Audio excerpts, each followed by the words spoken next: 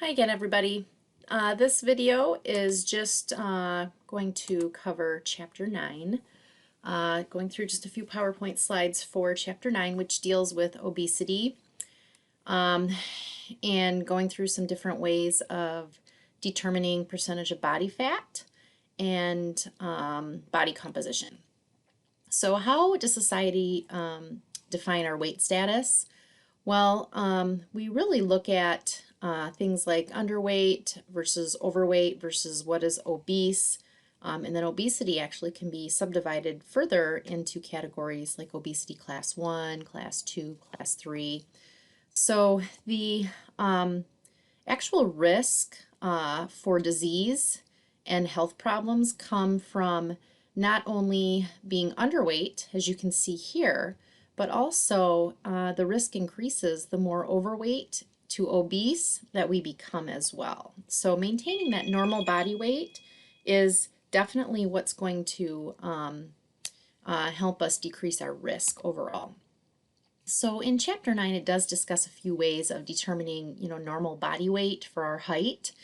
The first way that your book gets into is the Ham-Wee method. It's a quick way to estimate within about a positive or negative 10% of what your normal healthy weight should be. So for women, you can see the formula listed here. For men, you can see the formula listed here. Now, you could calculate yours, and most people will say there's no way that I can weigh that much. For my height, I weighed that maybe, 15 years ago. And so for these particular types of things, I wouldn't put a whole lot of stake into, and I wouldn't believe in those very much.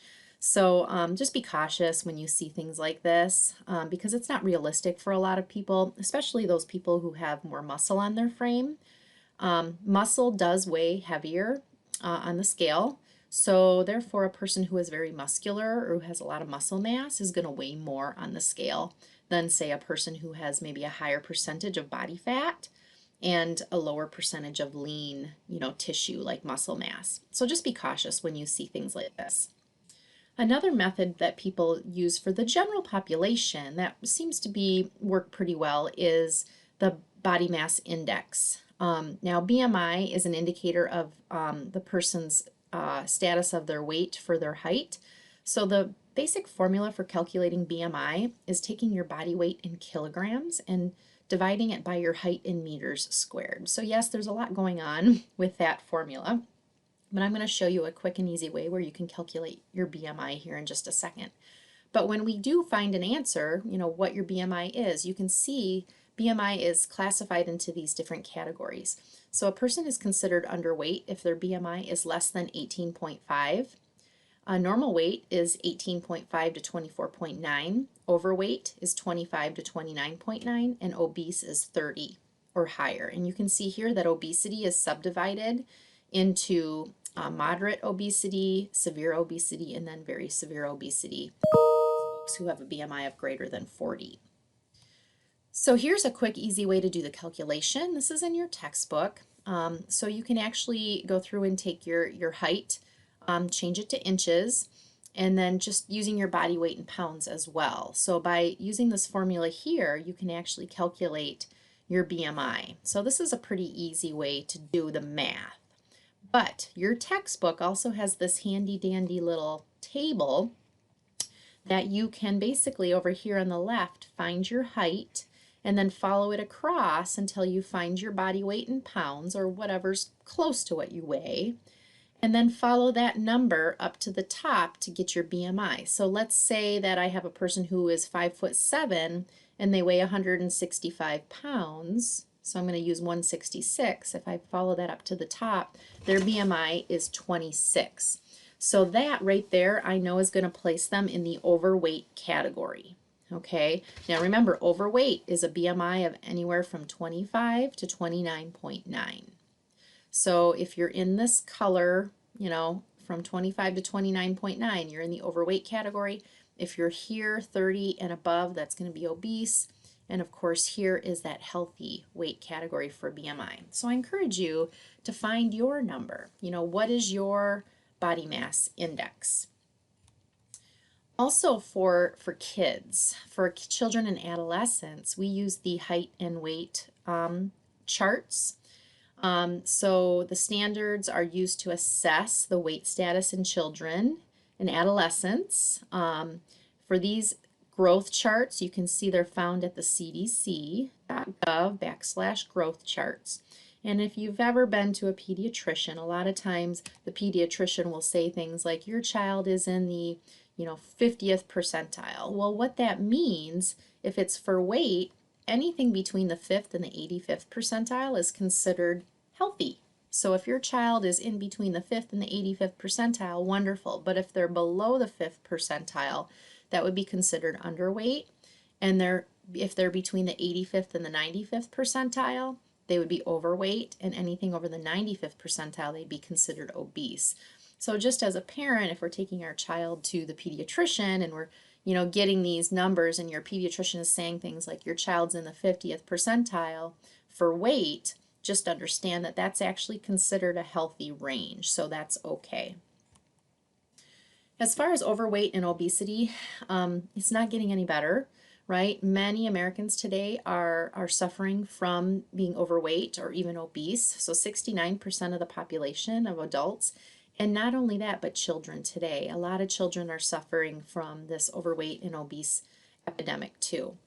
And it's definitely related to a lot of health issues. So not only do we have issues with our joints as a result of carrying around excess body weight, but in addition to that, we have other things that occur like they're more likely to develop chronic diseases like diabetes, type 2 especially, heart disease, different types of cancer. They might be more likely to develop hypertension, or even have what we call metabolic abnormalities. So 73% of adults who are obese have one or more metabolic abnormalities. And metabolic abnormalities are things like high cholesterol levels. So having maybe a high LDL, low density lipoprotein, maybe your total cholesterol is very high, maybe your triglycerides are very high. In addition to that, maybe having a high blood pressure, that's another metabolic abnormality. Maybe having a high waist circumference is considered another metabolic abnormality. So many of these folks that are overweight or obese tend to have not only one metabolic abnormality, but multiple metabolic abnormalities. Also, the location of where we store our fat is definitely indicative of disease. And we store fat in two different ways. Okay, one is subcutaneous, which means that fat is located on top of the muscle, but it's underneath the skin. You can pinch it all over your entire body. That's considered subcutaneous fat. The other way is called visceral fat storage, and that's located underneath the muscle, and usually it's immersed in between the internal organs. So you can see here the differences between the two. The yellow indicates fat, okay, but the one that's here along the whole outer edge of the body is considered subcutaneous fat. That's fat that sits underneath the skin, but it's on top of the muscle. The red is muscle, okay? So that's all subcutaneous fat. Here you can see visceral fat. That is located underneath the belly of the muscle. So here it's underneath the abdominal wall, and it's immersed in between the internal organs. Which one do you think is more indicative of disease? Definitely visceral fat storage. So people who have more of a fat storage in this location here in the visceral area, that's more indicative of disease, right? High blood pressure, high cholesterol levels, which in turn can lead to cardiovascular disease, diabetes type 2, various forms of cancer, that sort of thing. And also, we have different shapes as far as the location of where we store our fat. So the pear shape would be those individuals who store primarily in their extremities. So maybe their hips, their thighs, their arms. That's more of a pear shape, and that is more of a subcutaneous type of fat storage. And then you have those people who are the apple shapes who store fat primarily in their abdomen, around the waist. That's more of a visceral fat storage. So again, this type of fat storage for an individual is definitely riskier, and it puts them in a higher risk category of developing disease. Also, another easy way to tell if we have a higher visceral fat storage is by simply doing a waist circumference. So getting out a measuring tape and measuring your waist circumference is a great thing to do. So If men see a greater than 40-inch measurement at the waist and women greater than 35, that is going to be a strong indicator that you have a higher disease risk. Okay, so the thing is about this waist measurement is that it's inaccurate of visceral fat in large muscular individuals. So people who are very muscular, maybe they're going to have a higher than, for a male, a higher than 40-inch waist circumference, but that doesn't necessarily mean that it's visceral fat storage. It's muscle. So it's really dependent on the type of population. So the average population, yes, it's a great, quick, easy indicator to see if we have a higher risk. But for those athletes and those folks who are very muscular, it's probably not going to be a good indicator of their disease risk. So here you can see how do you determine your waist circumference. Basically, I always say just put it below the belly button. So just below that last rib of the rib cage, and I always say use the belly button as a landmark and place that measuring tape around that waist circumference.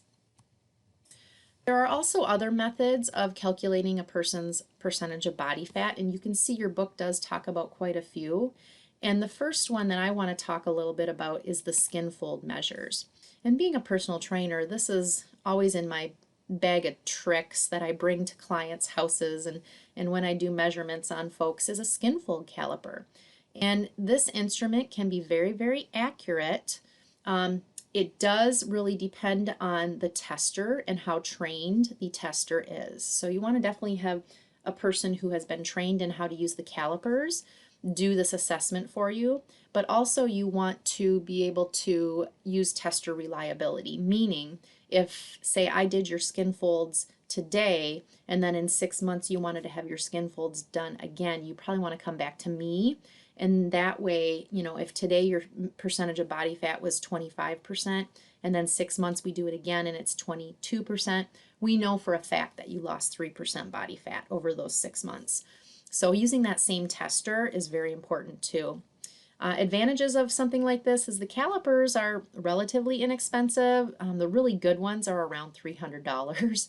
But they do have cheaper ones that are available. It's a painless procedure. You really just are getting pinched in 3 areas. What we're doing is pinching your percentage or your subcutaneous fat, and from that we can calculate through an equation what your percentage of body fat is. There's a low error associated with it, maybe a 2 to 3% error, which is relatively low. So it's a great, quick, painless method, and one of the more accurate ways, depending on the training of the person doing it, one of the more accurate ways to determine your percentage of body fat. Another method is bioelectrical impedance, where basically they're sending this electrical current, through your body. The equipment, it's portable, so that's a great advantage. It's painless also. The problem is there's a bigger estimate of error, like maybe even an 8 to 10% error, and hydration status has a lot to do with it. So if you're hydrated or dehydrated, your numbers are going to come up totally different. So I would be cautious about using something like this, and I know a lot of health clubs out there today, and they offer things like this to their members, and they do associate a cost with it. I would be very hesitant to do something like this because it's just not as accurate as maybe doing, say, skin folds instead. Underwater weighing we call hydrostatic weighing. This is considered the gold standard for measuring a person's percentage of body fat. So if you ever have a chance to get hydrostatically weighed, it is a great thing to know that the error is, roughly maybe 1%, but it's very, very accurate. So that's the plus of it. Then the minus of it is the equipment is really expensive. You have to really do it in a laboratory-based setting. So for example, in our human performance lab here at Delta College, we do have a hydrostatic tank that we can actually measure people in, but it's done in a lab-based setting.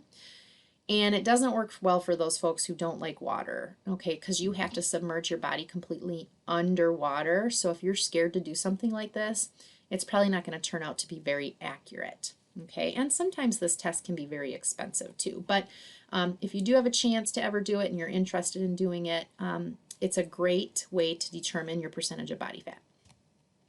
MRIs are another one. They provide a pretty highly accurate measurement of your fat mass versus your muscle mass.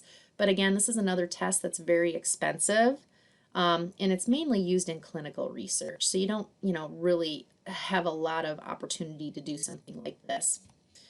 DEXA is another popular test that's used today to measure body fat. And again, it provides very accurate results.